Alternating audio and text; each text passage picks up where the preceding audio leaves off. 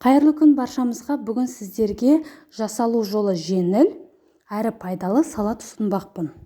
Басты салмасы бұнда тауықтың қарны.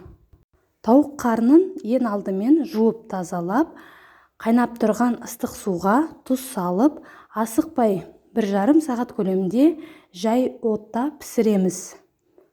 Дайын болған қарындарды суытып қоямыз. Сәбізді, чесногымызды алдын ала теркадан өткізіп дайындап аламыз. Соя соусы, тұз, бұрыш, дәміне қарай және де кинза жапырақтары қажет болады.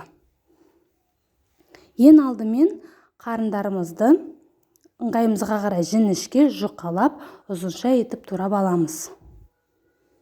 Артынан жапырақтарымызды да тураймыз. Кинзаның дәмі ерекше болғандықтан салаттарға осы түрін жиі пайдаланамын. Барлық дайындаған заттарымызды араластырғанға ыңғайлы ыдысқа салып аламын.